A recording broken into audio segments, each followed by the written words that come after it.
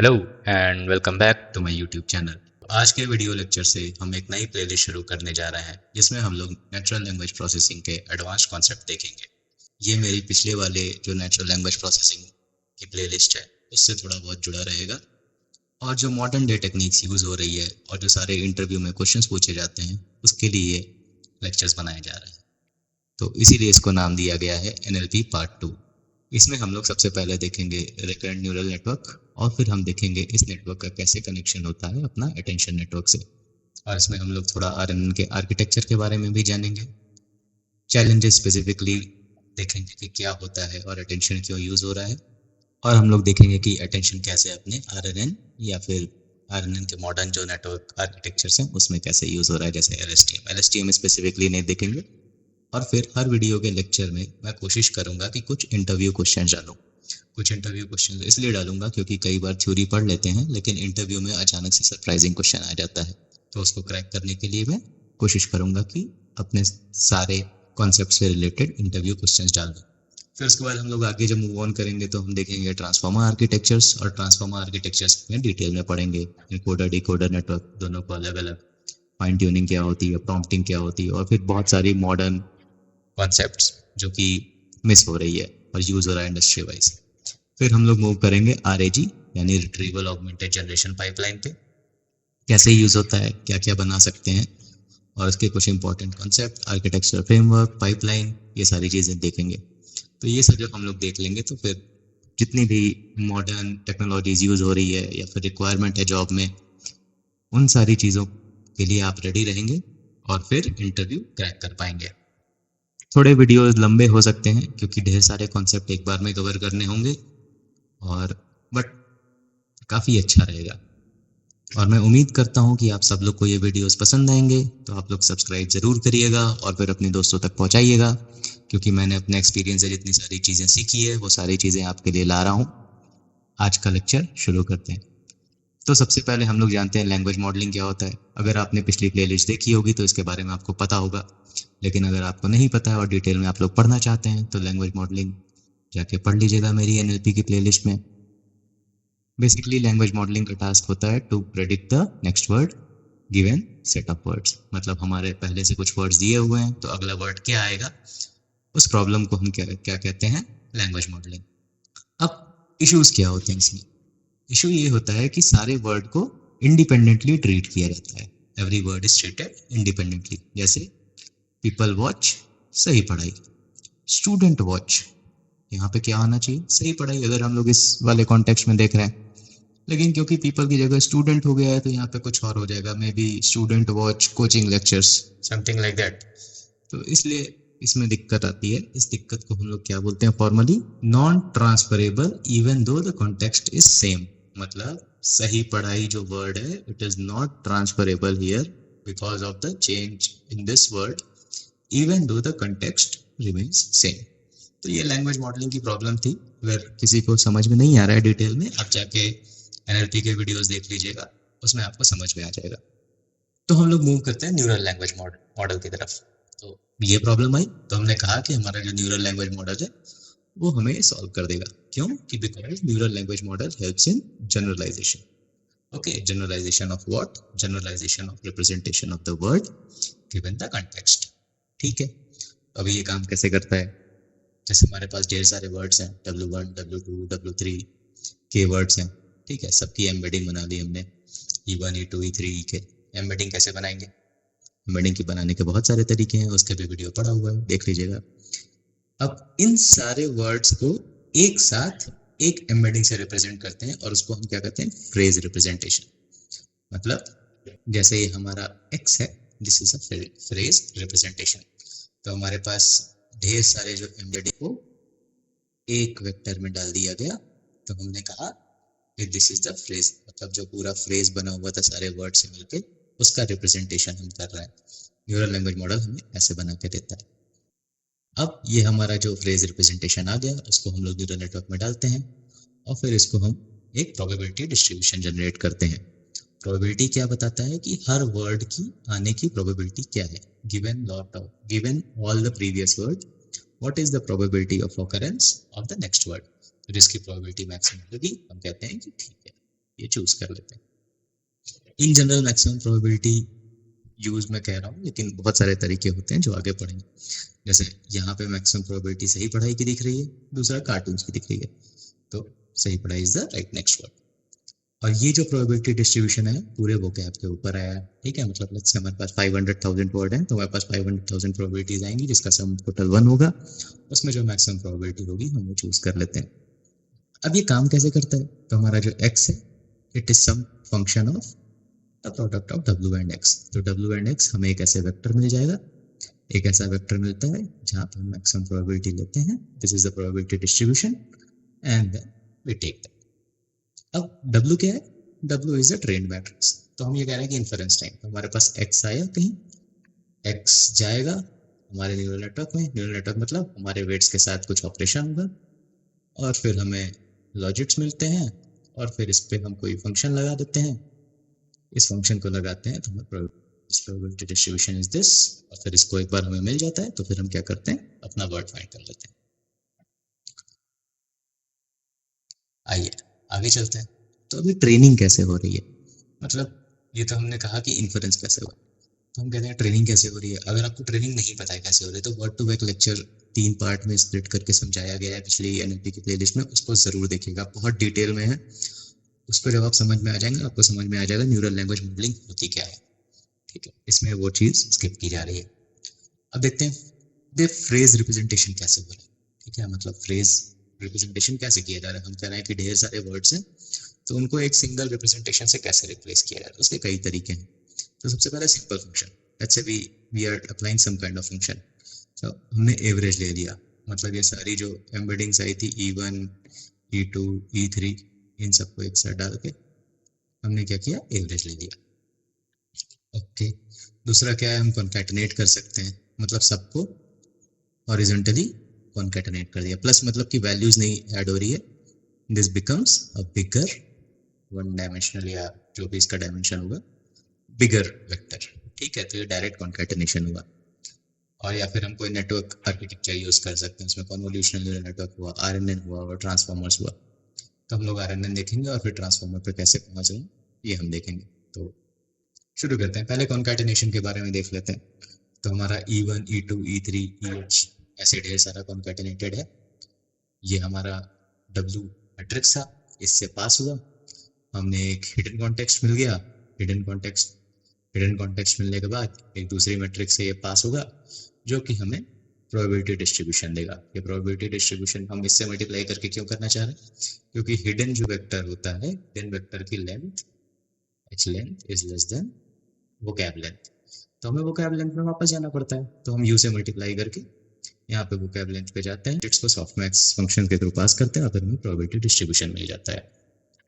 और फिर उसके बाद लेट्स से हमारा ये वाला जो लाइन है, this is our the right answer, ठीक। तो कॉन्कैटिनेशन ये हो गया। अब इसके साथ चैलेंजेस क्या होते हैं, तो हमारी जो विंडो साइज हम कह रहे हैं वो फिक्स है, मतलब जितने भी एम्बेडिंग वेक्टर आए E1 E2 E3 E4 जब हम सबको फिक्स किए टोटल एक लेंथ आएगी, तो विंडो साइज हमेशा फिक्स होती है, ठीक।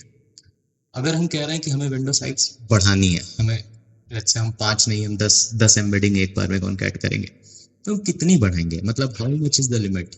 बड़ी विंडो साइज, क्या बड़ी विंडो साइज होती है हमें ये नहीं पता। और जैसे जैसे हम विंडो साइज बढ़ाते जाएंगे वैसे वैसे हमारी वेट मैट्रिक्स का डायमेंशन बढ़ता रहेगा। तो दोनों इश्यूज आ रहे हैं हमारे पास। और एक मल्टीपल इशू क्या है कि each embedding is multiplied by different weights, तो इससे पोजिशनल इंफॉर्मेशन नॉन ट्रांसफरेबल हो जाती है। इसका मतलब क्या हुआ कि जैसे ये E1 है अपना, ठीक है, ये E1 है, ये W के किसी पार्ट से मल्टीप्लाई होके इसमें जा रहा है, ठीक। E2 W के किसी पार्ट से मल्टीप्लाई होके जा रहा है, E3 भी वैसे ही जा रहा है, सिमिलरली फॉर E4। तो every EI is multiplied by different weight, ठीक। Every EI if multiplied by different weight, मतलब जो हमारी एम्बेडिंग आ रही है उस पर्टिकुलर पोजीशन पे बिकम्स नॉन ट्रांसफरेबल। तो हमारा चैलेंज वहीं का तो वहीं रह गया, तो फिर फायदा क्या होगा करने का। इसीलिए हम लोग कॉन्कैटिनेशन से मूव करते हैं आगे नए आर्किटेक्चर पे। तो हम देखेंगे आरएनएन। अब आरएनएन आर्किटेक्चर कैसे मदद कर देता है हम लोग की। Basically RNN is the architecture that can process any length of input, मतलब पिछले वाले जितने भी इनपुट आ रहे हैं उन सब को वो एक साथ थ्योरेटिकली ये कहा जाता है कि उन सब को वो लेते हुए प्रोसेस करते हुए हमको हमारी प्रॉब्लम सॉल्व करेगा। ठीक, तो आरएनएन का आर्किटेक्चर ऐसा होता है कि ये सारी चीजें सॉल्व कर लेती है। अभी आरएनएन आर्किटेक्चर के 3 मेन गोल होते हैं। तो सबसे पहले ये क्या करता है, it takes care of the dependence between input. मतलब जैसे अभी जो अपना करंट इनपुट है xi, if it depends on all previous let's say 10 previous xi minus t where t is equal to 1 to 10, तो हम क्या कह रहे हैं कि अगर xi का डिपेंडेंस है पिछले वाले सारे वर्ड्स पे, तो it takes care of that, क्योंकि आर्किटेक्चर ऐसा है। और फिर उसके बाद it takes care of variable number of inputs. तो हमें ये नहीं कहना पड़ रहा है कि चाहे 5 इनपुट हैं चाहे 10 इनपुट हैं, जितने भी प्रीवियस इनपुट्स आ रहे हैं उन सब की यूटिलाइजेशन हो जा रही है। और फिर हमारी जो मेन चीज है कि जो हमारा function at each time step जो है वो सेम है। तो इसमें ये क्या कह रहा है कि function at each time step is same, ये हम लोग देखेंगे। मतलब जो भी ऑपरेशन हो रहा है, जैसे xt है और हमारा xt माइनस 1 था, इन दोनों पे जो फंक्शन अप्लाई हो रहा है वो सेम ही हो रहा है, कोई दिक्कत नहीं हो रही। मतलब ऐसा नहीं कि नया वर्ड आएगा तो कुछ नया मैट्रिक्स मल्टीप्लाई हो गई, नहीं, इन सब पे सेम हो रहा है। तो weights are shared, that means the function is same. So that is why these three, all the three tasks that is needed, it is fulfilling those things। ठीक, तो ये काम कैसे करता है? ठीक, अब यहाँ पे शुरू करते हैं। जैसे हमारा ये x1, x2, x3, x4 ये सारे इनपुट्स हैं हमारे पास, ठीक है। तो इनको हमने वेक्टर एम्बेडिंग में कन्वर्ट कर लिया। ठीक, वेक्टर एम्बेडिंग कन्वर्ट कर लिया। अब ये सारे एक बार में नहीं आएंगे। लेट्स से हमारे पास x1 आया सबसे पहले। ठीक, x1 आया, वो w से मल्टीप्लाई होके यहाँ पे जाएगा, और एक हम कहते हैं पिछला हिडन स्टेट है, वो u से मल्टीप्लाई होके जाएगा। तो हमारा जो आउटपुट है एट ईच टाइम स्टेप, उसकी वैल्यू क्या होती है, u into H of T minus 1 plus w into x of T. तो मतलब इधर से और इधर से ये दोनों मिलके हमारा एक हिडन स्टेट देता है। तो हमारा ये जो हिडन स्टेट है h0, उसके साथ हम u जो कि एक ट्रेनेबल पैरामीटर है, वो पैरामीटर क्या, इट इज अ मैट्रिक्स, इन दोनों को मल्टीप्लिकेशन, और w which is also a trainable matrix, इसका मल्टीप्लाइड बाय एम्बेडिंग x1। ये दोनों जब मल्टीप्लाई होके इनका एक एडिशन होता है, इसको एक फंक्शन के थ्रू पास किया जाता है। तो फिर हम कहते हैं कि हमारा करंट टाइम स्टेप पे हिडन स्टेट मिल रहा है। तो मतलब हमारी जो डिपेंडेंसी थी प्रीवियस टाइम स्टेप पे, वो भी हमें मिल रही है, और हमारा जो इनपुट एम्बेडिंग आ रहा है वो भी यहाँ पे हो रहा है। ठीक, सिमिलरली x2 के साथ क्या होगा, हमारा x2 आ गया, इसको एम्बेडिंग में कन्वर्ट कर लिया। अब इसका डिपेंडेंस x1 पे हमें दिखाना है, तो हमारी जो x1 यहाँ से नया हिडन स्टेट कन्वर्ट कर रहे हैं, वो हमारा u से मल्टीप्लाई होगा, और फिर w इंटू x2 होगा, और फिर हमें नया हिडन स्टेट h2 मिल जाएगा। सिमिलरली h3 h4, ये सारी चीजें मिल गई। वही चीज यहाँ पे लिखा हुआ है ht माइनस 1 xt, और हमारा जो आउटपुट होता है that is a softmax into v of ht। तो v क्या है, v यहाँ से अगर हम किसी भी हिडन स्टेट से आउटपुट लेना चाह रहे हैं तो हम उसको v से मल्टीप्लाई कर देते हैं, और v से मल्टीप्लाई करके हम क्या करते हैं, उसको फिर सॉफ्टमैक्स से मल्टीप्लाई करके प्रोबेबिलिटी डिस्ट्रीब्यूशन ले लेते हैं। तो रिकरेंट न्यूरल नेटवर्क हमारा ऐसे काम करता है। ये क्या कर रहा है कि प्रीवियस हिडन स्टेट को भी ले रहा है और अपना करंट इनपुट को भी ले रहा है, जिससे हमारी तीनों डिपेंडेंसीज, तीनों जो हमारे रिक्वायरमेंट थे वो सॉल्व होते हैं। Now function at each time step is the same. Function at each time step, why it is same, because अगर आप देखेंगे तो same matrix u w v ये सारी शेयर्ड है, ये बार बार बदल नहीं रही है। ठीक है, तो हम u को हिडन स्टेट से मल्टीप्लाई करेंगे, w को इनपुट से मल्टीप्लाई करेंगे, और फिर कर देंगे। Similarly w is same here also, w is same here also, w is same here also. और कितने भी नंबर ऑफ वेरिएबल इनपुट आ जाए, everything has to pass through the architecture one by one, so it takes care of all the variable number of inputs, and also it takes care of dependence between input. मतलब current वाले का previous वाले पे क्या dependence है, वो भी यहाँ से हमें पता चल जाता है। डायमेंशन की बात कर लेते हैं। अगर हमारा इनपुट xi का डायमेंशन di है, hi का डायमेंशन dh है, और आउटपुट का डायमेंशन do है, तो हमारा जो वेट मैट्रिक्स w होगा उसका डायमेंशन di क्रॉस dh होगा, u जो है उसका डायमेंशन dh क्रॉस dh होगा, और v जो है उसका डायमेंशन do क्रॉस dh है। ठीक, और हम आउटपुट किसी भी टाइम स्टेप से ले सकते हैं। अगर हमें h1 से आउटपुट लेना है तो यहाँ से ले सकते हैं, h2 से लेना है यहाँ से ले सकते हैं, h3 h4 सबसे ले सकते हैं। इसके बेनिफिट क्या क्या हुए, u w शेयर्ड, ठीक है, and t depends on previous time step. तो मतलब जो करंट वाला है वो प्रीवियस वाले पे स्टेप कर रहा है, मॉड बार बार मतलब कॉन्केटेनेशन में अगर हम बढ़ाते जा रहे हैं तो हमारा इनपुट बहुत बढ़ता जा रहा था, वेट का साइज चेंज होगा, लेकिन यहाँ पे हमने वेट की साइज फिक्स रखी है तो वो मॉडल साइज चेंज नहीं होगा। और फिर कितनी भी ज़्यादा बड़ी लेंथ आ जाए, theoretically it should be able to process that. But यहीं पे इशू आ जाते हैं आरएनएन के, जो कि मोस्ट फेमस इंटरव्यू क्वेश्चन है, आप लोग को पता होगा कैसे सॉल्व करते हैं। ठीक है, आगे बढ़ते हैं। Application of RNN, application of RNN पे क्यों आ रहा है देखेंगे, क्योंकि हमें बिल्डअप करना है आइडिया कुछ इंपॉर्टेंट कॉन्सेप्ट का। तो सबसे पहले हम देखते हैं जनरेशन टास्क। ठीक है, जनरेशन टास्क क्या होता है, और इसको हम स्पेसिफिकली ऑटो रिग्रेसिव जनरेशन के बारे में देखेंगे। अब ऑटो रिग्रेसिव जनरेशन होता क्या है कि it generates words by sampling new word based on certain condition. ठीक है, मतलब एक एक करके नए नए वर्ड जनरेट करता रहता है बेस्ड ऑन सर्टेन कंडीशंस। ठीक, अब हमारे पास जैसे यू, वी और डब्ल्यू ये सारी ट्रेंड है, ट्रेंड मैट्रिक्स है, और फिर हमें वर्ड जनरेट करना है। तो हमारा यू आया, ठीक, हमारा डब्ल्यू था, हमने स्टार्टिंग टोकन दे दिया कि स्टार्ट ऑफ सेंटेंस को हम ऐसे एस से रिप्रेजेंट कर रहे हैं। अब ये एच जीरो और एस के साथ यू और डब्ल्यू का कुछ खेल हुआ, इसने हिडन वो स्टेट जनरेट किया, इसको वी से मल्टीप्लाई करके हमने W1 जनरेट कर लिया।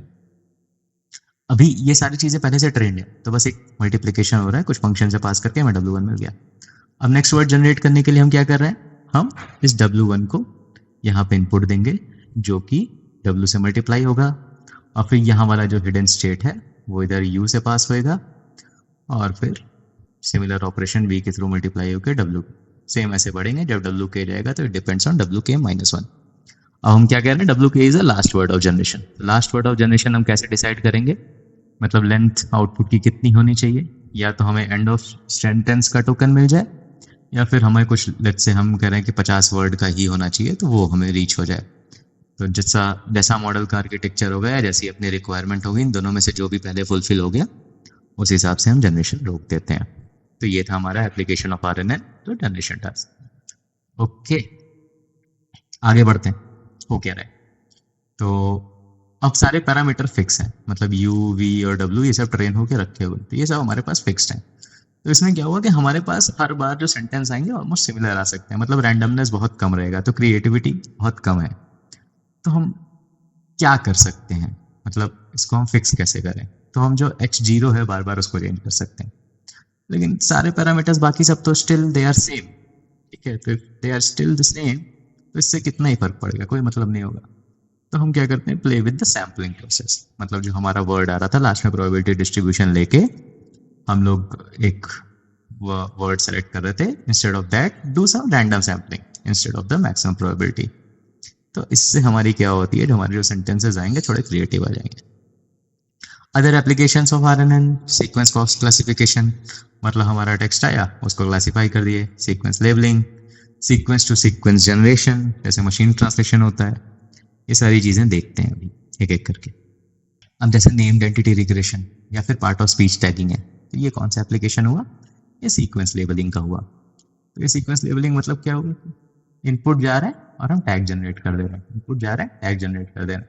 तो हमारा जो हर वर्ड आया, हर वर्ड में सीक्वेंस के क्या लेबल है, वो सारी चीजें लेबलिंग हुई। तो ये हमारा सीक्वेंस लेबलिंग का टास्क हो।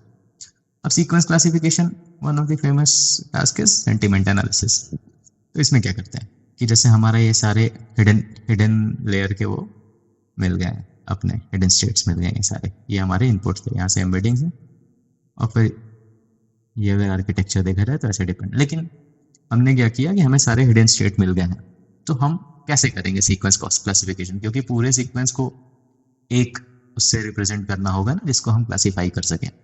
तो हम क्या करते हैं कि जितने भी सारे हिडन स्टेट्स आ रहे हैं उनको हम उठाते हैं और उसको हम एक स्टेट से रिप्रेजेंट करते हैं, उस एक स्टेट को रिप्रेजेंट करके हम क्लास असाइन करते हैं। तो what we have done, we have basically classified the sequence.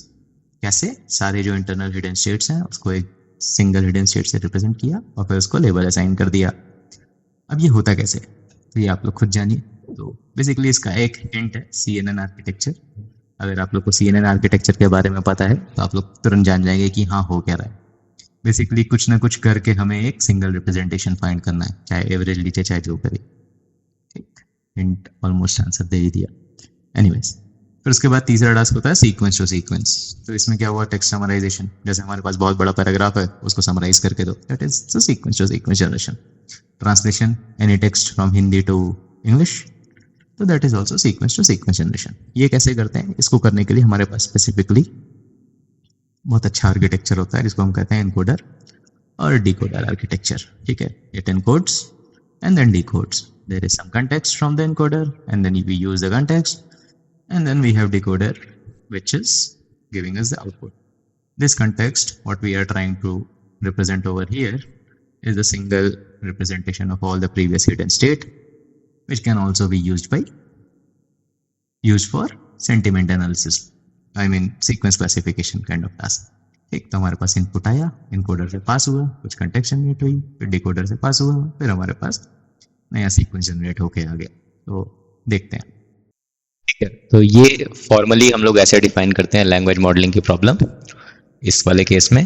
तो probability of y given x is equal to multiplication of the independent probability. तो इसको हम लोग कहते हैं कंडीशनल लैंग्वेज मॉडलिंग की प्रॉब्लम। यहाँ पे y जो है वो अपना टारगेट टेक्स्ट है और x क्या है, सोर्स टेक्स्ट। ठीक है, तो ऐसे हम लोग डिफाइन करते हैं सारी चीज़ें। अब ये वाला जो सेक्शन है यहाँ पे, जहाँ पे एनकोडर और डिकोडर ये सारी चीज़ें लिखी है, इसको आराम से समझते हैं। तो ये जो ब्लू वाले लाइन से डब्बे बने हुए हैं, ये एक मॉडल है, बेसिकली एक रिकरेंट न्यूरल नेटवर्क है, उसको हम लोग क्या कह रहे हैं, एनकोडर। ठीक, तो ये हो गया अपना एनकोडर। और ये जो दूसरा वाला नीला डब्बा है, इसको हम लोग क्या कह रहे हैं, डिकोडर। इसमें भी क्या है, एक रिकरेंट न्यूरल नेटवर्क जिसमें मल्टीपल हिडन स्टेट्स हैं यहाँ तक, और एनकोडर में भी सेम है। ठीक है, और ये सारे जो यहाँ पे एनकोडर में ब्लॉक्स बने हुए हैं H0 H1, ये सारे अपने हिडन स्टेट्स हैं। सिमिलरली डिकोडर में भी ये सारे अपने हिडन स्टेट्स हैं। ठीक है, अब पर्पल और रेड वाले हम बता रही है कि ये RNN आर्किटेक्चर है। और अब यहाँ पे ब्लू लाइन से हमारा जो एनकोडर वाला हिडन स्टेट है एक, वो जा रहा है, कनेक्ट हो रहा है डिकोडर के इनपुट स्टेट पे।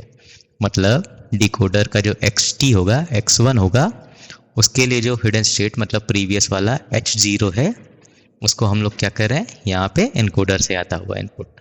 और ये सारे यहाँ पे हमारे आउटपुट बने हुए हैं, क्योंकि हम sequence to sequence generation task देख रहे हैं। तो आउटपुट 1, आउटपुट 2, आउटपुट 3 और फाइनली एंड ऑफ सेंटेंस।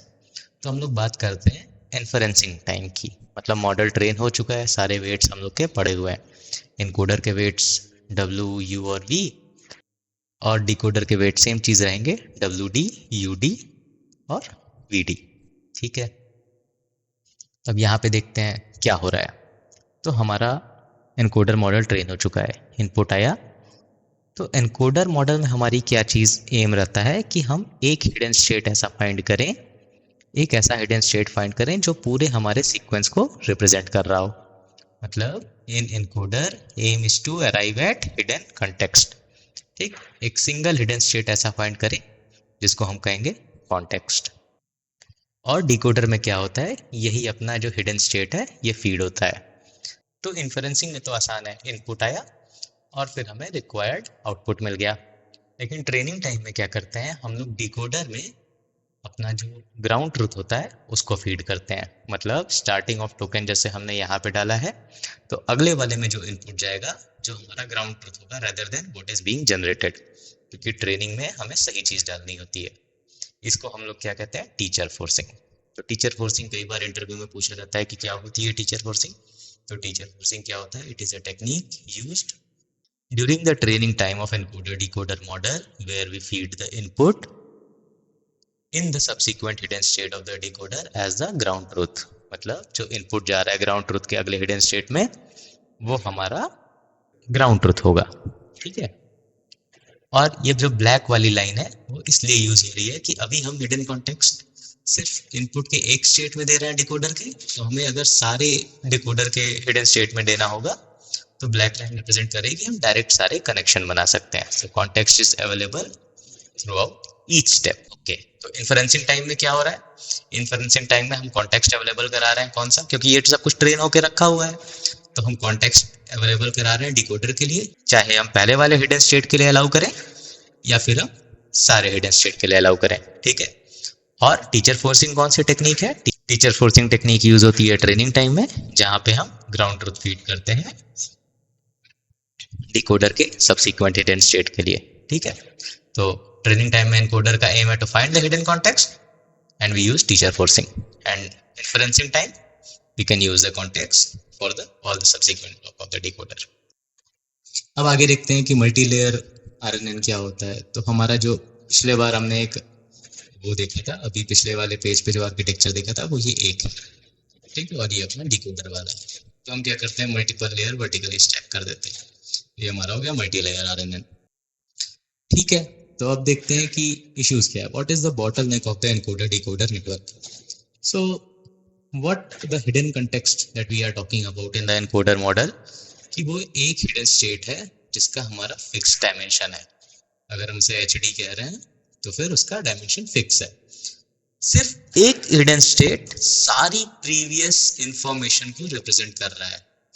ठीक है, आई से 1 to n, इतनी सारी इंफॉर्मेशन अगर हम लोग खाली एक स्टेट में जा रहे हैं तो कैसे रिप्रेजेंट कर पा रहा होगा? कुछ ना कुछ तो मिस हो रहा होगा, कुछ क्या बहुत कुछ मिस हो रहा होगा। तो ये हमारा बॉटलनेक है। तो इसको सॉल्व करने के लिए हमारे पास क्या आया? अटेंशन। ठीक है, तो हम क्या कहते हैं कि यहाँ पे जो सारे हिडन स्टेट्स हैं उनसे कुछ ना कुछ स्कोर एसोसिएट किया गया। इन सारे स्कोर को एसोसिएट करके हम कॉन्टेक्ट, फिर उसके बाद हम डिकोडर में डाल रहे हैं। और डिकोडर के पास क्या होता है कि डिकोडर के पास ये सारी चीजें अवेलेबिलिटी रहती है। कैसे होती है आगे समझते हैं। तो what was attention? Attention is a score associated with the each hidden state. ठीक है, and why was attention used? To solve the bottleneck of the encoder decoder model. What is the bottleneck? Bottleneck is the hidden state has a fixed dimension which represents a lot of information. In a given fixed dimension, all the information cannot be put in. अब हुआ क्या? हुआ ये कि हमारे पास जो hidden context आया वो डायनेमिक हो गया। मतलब डिकोडर के सारे स्टेट के लिए जो हमारा कॉन्टेक्स्ट आ रहा है, हमारा जो हिडन कॉन्टेक्स्ट था, सब कुछ अलग होगा rather than only one. ठीक है, तो हमें एक नहीं मिलके ये एच अलग अलग मिल रहा है। अब वो एच कैसे अलग अलग मिल रहा है वो समझते हैं। तो हम कह रहे हैं कि हमारा जो डिकोडर का हिडन स्टेट है that is some function of output of the previous hidden state of the decoder, previous hidden context of the decoder and the context coming from the encoder at the ith time step. मतलब जो हमारा ये current hidden context है decoder side का, ये पूरा decoder side का model है। ठीक है, तो ये क्या हो रहा है, हमारा जो प्रीवियस हिडन स्टेट आ रहा है वो हमारा जो आउटपुट पिछले वाले डिकोडर के ये हमारा जो आउटपुट है डिकोडर के पिछले वाले पार्ट से आ रहा है, और एक डायनेमिकली जनरेटेड कॉन्टेक्स्ट। ठीक, अब ये जनरेटेड कॉन्टेक्स्ट डायनेमिक कैसे है ये देखते हैं। तो हमारा जो अल्फा की वैल्यू है, मतलब जो हमारा स्कोर एसोसिएटेड है अल्फा से, उसकी वैल्यू क्या हो रही है? उसकी वैल्यू हो रही है कि पहले हम सिमिलैरिटी कैलकुलेट कर रहे हैं किसमें, हमारा जो डिकोडर का प्रीवियस हिडन स्टेट है वो, और हमारा जो एनकोडर का होगा। ठीक, फिर हम क्या कर रहे हैं, उन दोनों की सिमिलैरिटी कैलकुलेट करने के बाद हम उसका सॉफ्टमैक्स ले रहे हैं। मतलब what is this? This is a probability या फिर some kind of fraction 1/k। Okay, और फिर यहां से हम कॉन्टेक्स्ट कैलकुलेट कर रहे हैं। What is context? Sum of the encoder input state. ठीक, अब confusion हो गई, तो confusion को solve कैसे किया जाए? Let's say this is our encoder. ठीक, for hidden state of the encoder सबसे एक अल्फा एसोसिएटेड होगा। तो alpha 1h plus alpha 2h2 plus alpha 3h3 plus alpha 4h4। ठीक, ये हुआ हमारा कॉन्टेक्स्ट। इसको देखा जाए तो this is the weighted sum of each hidden state of the encoder. ठीक है, मतलब ith टाइम स्टेप पे जो हमारा ci आ रहा है उसकी वैल्यू। ठीक, it is very simple. And alpha कैसे कैलकुलेट हो रहा है? Alpha is being calculated by calculating the similarity between current decoder and the encoder.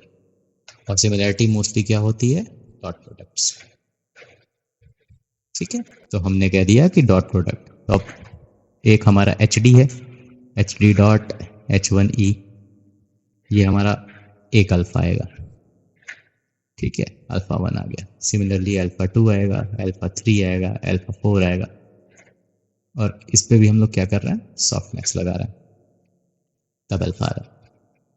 तो हमने ये सारी चीज़ें कर ली, फिर सारे अल्फा कैलकुलेट कर लिए, फिर सारे अल्फा कैलकुलेट करने के बाद alpha 1 H1 plus alpha 2 H2 and so on. इस तरह से हमने कैलकुलेट करा context vector, and this is a sum of all these three things. इस तरह से हमारा अटेंशन आया, इस तरह से हम अटेंशन स्कोर कैलकुलेट करते हैं, इस तरह से हम कॉन्टेक्स्ट अवेलेबल कराते हैं, और इस तरह से हमारा हिडन कॉन्टेक्स्ट डायनेमिक होता है। ठीक है, अब आगे देखते हैं। तो अभी तो हमने देख लिया कि कॉन्टेक्स्ट कैसे अवेलेबल करा रहे हैं, लेकिन how to decide the output of the decoder, इसको फॉर्मली भाषा में बोला जाता है डिकोडिंग स्ट्रेटजीज। तो मतलब इन्फरेंस टाइम है, हमारे पास इनपुट आ रहा है xi, जो हमारे डिकोडर से पास होगा, और फिर हमें कुछ आउटपुट मिलेगा। जैसे चैट जीपीटी में हम क्वेश्चन डालते हैं, तो वो क्वेश्चन पढ़ के हमें आंसर देता है। तो ये आंसर में कौन से सारे वर्ड आ रहे हैं, ठीक है, what is the decoder output being produced, ये कैसे डिसाइड किया जाए। ठीक, जैसे हमारा स्टार्ट ऑफ टोकन आया, ये हमारे मॉडल में गया, और फिर यहाँ से प्रोबेबिलिटी डिस्ट्रीब्यूशन आया, और फिर हमने yi हैट ले लिया। तो ये कैसे आ रहा है, इसकी स्ट्रेटजीज होती हैं। तो सबसे पहले स्ट्रेटजी होती है ग्रीडी डिकोडिंग। ठीक, तो इसमें क्या कहता है कि choose the word with the maximum probability. अब इसके साथ इशू क्या है, मतलब अभी हम कह रहे हैं कि जिसकी प्रोबेबिलिटी मैक्सिमम कर लो, और फिर उसको कह दो कि ये हमारा आउटपुट वर्ड है। ठीक है, स्टार्ट टोकन के पास लेट्स से द की प्रोबेबिलिटी मैक्सिमम है, तो द की प्रोबेबिलिटी मैक्सिमम है, तो हमारा पहला वर्ड क्या हो गया, द। ठीक, अब ये सेलेक्ट कैसे करते हैं, उसका तरीका है ग्रीडी डिकोडिंग। ग्रीडी डिकोडिंग में क्या हो रहा है कि जैसे पहला वर्ड आया, let's say this is our S, तो यहाँ से हमारे वोकेबलरी में जितने भी वर्ड हैं सब पे प्रोबेबिलिटी असाइन हो गई। उससे प्रोबेबिलिटी असाइन होने के बाद हमने एक वर्ड जनरेट किया, फिर उसके बाद given this word what would be the next word, फिर हमने प्रोबेबिलिटी असाइन की। तो ऐसे ऐसे करके सारी हमने प्रोबेबिलिटीज कैलकुलेट की, और फिर हम उस पाथ में मूव कर गए जहाँ पे प्रोबेबिलिटी लगातार मैक्सिमम थी। ठीक है, तो जैसे P2 was greater than P1, ठीक है, और फिर उसके बाद P12 was greater than any other probability. तो इस तरह से हमारा पाथ मूव कर गया। लेकिन हमने क्या देखा कि इसमें कुछ इश्यूज हैं। तो इसमें क्या दिक्कत है कि ग्रीडी पाथ हमेशा सही होगा ये ज़रूरी नहीं है।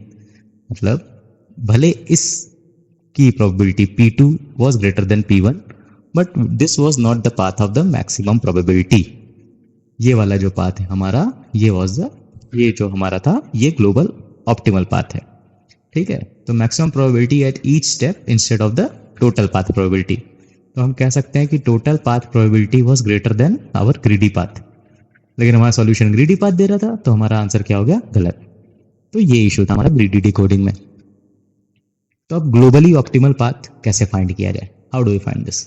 तो हम क्या करते हैं, calculate probability for each path and find the maximum using full vocabulary. तो इस बार हमने नया कारनामा कर दिया कि हमने सारे पाथ की प्रोबेबिलिटी कैलकुलेट की, और फिर सारे पाथ में जो मैक्सिमम प्रोबेबिलिटी होगी वो हमने कह दिया कि हमारा ग्लोबली ऑप्टिमल पाथ है। लेकिन वो होगा कैसे। अब पहली बार में पूरे वोकैब पे रन किए, अब जैसे 2 बार में स्प्लिट हुआ, तो फिर यहाँ पे V1 और यहाँ पे V2, let's say we are having two definitions only, और फिर ऐसे मूव करते जाएंगे। तो अगर हमारा t टाइम स्टेप है, तो t टाइम स्टेप पे हमारी कॉम्प्लेक्सिटी v⁻t हो जाएगी। और अगर v लेट्स से 500,000 डायमेंशन हुआ, 500,000 वर्ड्स तो हो ही सकते हैं किसी भी वोकैब में, और t की value 10, let's say 10 time step है, तो ये हो जाएगा हमारा कॉम्प्लेक्सिटी विच इज इनफीजिबल। ये तो सॉल्व नहीं कर सकते। तो हम इसको सॉल्व कैसे करते हैं, बीम सर्च के थ्रू। ठीक है, तो हम बीम सर्च लगाते हैं, तो क्या कहते हैं कि keep only top k most probable rather than whole vocabulary. मतलब k को हम कह रहे हैं कि कुछ वैल्यू ले लिए 7, ठीक है, तो हर बार टॉप 7 प्रोबेबिलिटी ही लेंगे, ठीक है, rather than going through the whole v। तो instead of v to the, तो हमारा कॉम्प्लेक्सिटी रिड्यूस हो गई। कॉम्प्लेक्सिटी रिड्यूस होने के बाद ये फिजिबल हो गया। तो ग्रीडी सर्च में ऑप्टिमल पाथ प्रोबेबिलिटी, मतलब ऐसा पाथ जिसकी प्रोबेबिलिटी मैक्सिमम हो, वो फाइंड करने के लिए हम क्या यूज करते हैं, बीम सर्च। ओके, आगे देखते हैं। अब रुका कब जाए, मतलब हम पाथ फाइंड तो कर ही रहे हैं लेकिन रुके कब। ठीक है, तो हम क्या कहते हैं कि हमारा एक स्टार्ट टोकन है और हमारा एंड टोकन है, तो हम वहां पे तक पहुंचे कैसे।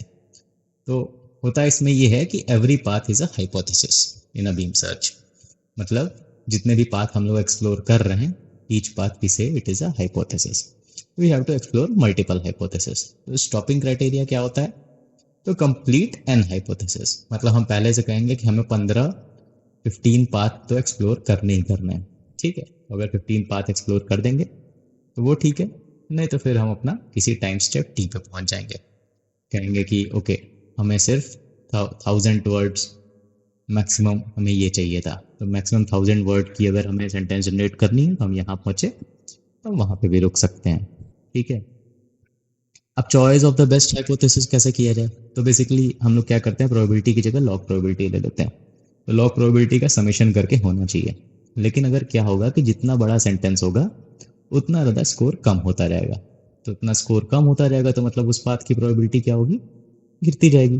तो इसको सॉल्व करने के लिए हम क्या करते हैं, हम नॉर्मलाइज कर लेते हैं इस लॉग प्रोबेबिलिटी को। तो every time step t we are dividing it so that the score remains in a certain range. तो ये था हमारा बीम सर्च। अभी क्या हुआ कि कुछ लोगों ने रिसर्च की और कहा कि जो हमारा ग्रीडी बीम सर्च है this is very less creative. भाई सही बात है, हम मैक्सिमम प्रोबेबिलिटी और ऐसा पाथ जहां से मैक्सिमम प्रोबेबिलिटी मिल रही है तो हर बार एक कॉमन टाइप का सेंटेंस जनरेट होके आएगा।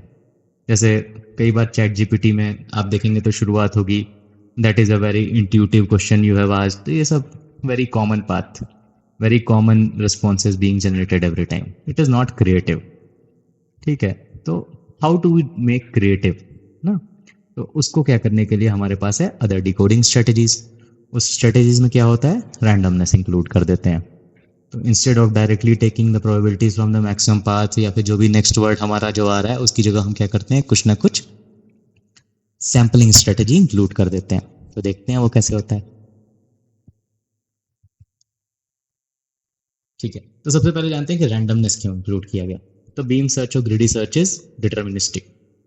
Deterministic, how it is deterministic, सारे पैरामीटर्स फिक्स्ड हैं, सारे पैरामीटर्स फिक्स्ड हैं मतलब सारे वेट्स फिक्स्ड हैं, सारे वेट्स फिक्स्ड हैं तो प्रोबेबिलिटी डिस्ट्रीब्यूशन भी फिक्स्ड है। अगर प्रोबेबिलिटी डिस्ट्रीब्यूशन फिक्स्ड है तो फिर हम क्या कहते हैं कि हमारा बीम सर्च डिटर्मिनिस्टिक होता है। इसको हम कहते हैं फैक्चुअल आंसर्स, मतलब जो फैक्चुअली नॉन क्रिएटिव हैं या फिर जो सच है तो सच है, दैट इज फैक्चुअल। और फिर when we include randomness we get the creative responses. ठीक, तो we have to make a certain kind of trade off, like what kind of response do we really want. तो ठीक है, अगर हम creativity लाना चाह रहे हैं तो हम रैंडमनेस कैसे लाएं। So we choose X by sampling from probability of X. So how do we include randomness, we include randomness with temperature factor tau. Tau की value open bracket 0 to the close bracket 1। ठीक है, मतलब 0 से लेके 1 के बीच में है जिसमें 0 इंक्लूसिव नहीं है। तो हमारी जो लॉजिट्स वैल्यू आती है उनको हम टाउ से डिवाइड करते हैं in the softmax function. If tau equals to 1, then we use the whole vocab space. If tau is almost equal to 0, then our space is constricted. तो हमारी प्रोबेबिलिटी की जो वैल्यू होगी वो क्या होगी, e to the power of z by tau upon summation e to the power of z by tau। वही चीज लिखा हुआ है यहाँ पर।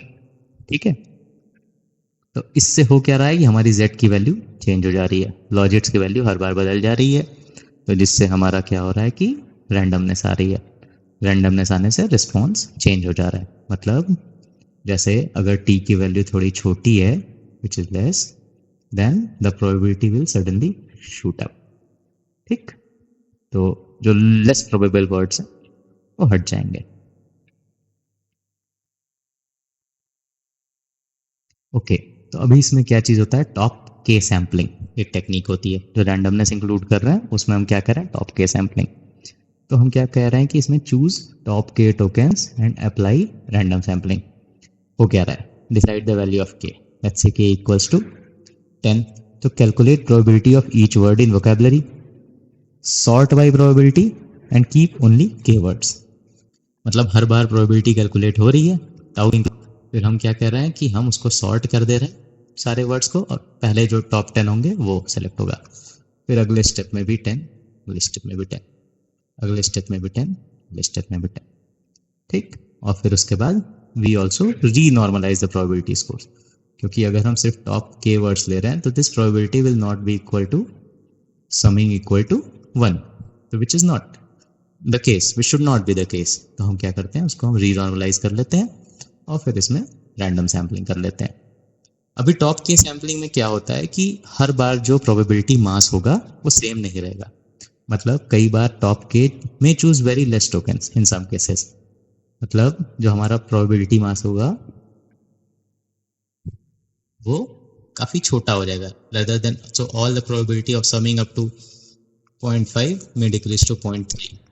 तो इसको सही करने के लिए हम क्या कहते हैं, हम कहते हैं टॉप पी सैम्पलिंग। तो instead of choosing the tokens, number of tokens, we choose the probability. हम कह रहे हैं कि अगर हमें इतने सारे वर्ड्स लेने हैं, इसका टोटल सम 0.5 आएगा, तो हमें k की वैल्यू फिक्स नहीं रही। अब k may be equal to 10 और मे बी इक्वल टू 2 हो सकता है, दो ही वर्ड्स हमारे 0.5 प्रोबेबिलिटी तक पहुंच जाए, या फिर टोटल 15 वर्ड्स पहुंचे, या फिर मे बी 1000 वर्ड्स पहुंचे, तो जैसा भी होगा। फिर हम लोग वही काम करते हैं और फिर टोकन सेलेक्ट करते हैं। Okay, so this was all about this lecture. अब जैसा हमने बोला था इंटरव्यू क्वेश्चंस, तो इंटरव्यू क्वेश्चंस में क्या क्या बहुत ज़्यादा पूछा जाता है इसमें। सबसे पहले तो व्हाट इज अटेंशन, इसका आंसर आप लोग को मिल गया होगा। Why attention was needed, why we went to neural language models for embeddings, इसका आंसर इस लेक्चर में नहीं है, आप पिछले लेक्चर्स देखेंगे तो आपको समझ में आ जाएगा। What is the problem with RNN, सबको पता है, वैनिशिंग ग्रेडियंट, लेकिन एलएसटीएम कैसे सॉल्व करता है ये नहीं पता है। LSTM does not solve the problem of vanishing gradient, rather it solves the problem by doing something else. मतलब अगर वेट्स उस ट्रेनिंग के टाइम, फॉरवर्ड प्रोपगेशन टाइम में अगर नहीं कुछ भी कंट्रीब्यूट कर रहे हैं तो बैकवर्ड ड्रॉप में भी नहीं करेंगे। ऐसा कुछ एलएसटीएम का आर्किटेक्चर है, तो इसको आप लोग डीप में पढ़ के देखिएगा। What is beam search, what happens when tau is equal to 0 and tau equals to 1, इसका आंसर भी इसमें नहीं दिया गया। इसको आप लोग को पढ़ के वैल्यू सेलेक्ट करके चेक करना होगा कि कब प्रोबेबिलिटी शूट अप होती है, कौन से लोअर प्रोबेबिलिटी को एक्सक्लूड कर देते हैं, ये सारी चीज़ें पूछी जा रही है।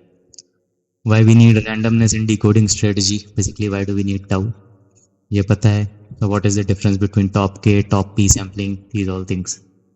And what is ELMO? This is the bonus question. ठीक है, ELMO is something very interesting. This is a bidirectional RNN model. आप लोग इसको देखिएगा और काफ़ी अच्छा लगेगा, इसको पढ़ लीजिएगा। ये था हमारा आज का लेक्चर। अब अगले लेक्चर में हम लोग और इंटरेस्टिंग टॉपिक के साथ आएंगे। हो सकता है आप लोग को पसंद आया हो, पसंद आया तो ज़रूर शेयर करिएगा। Thank you. Bye bye.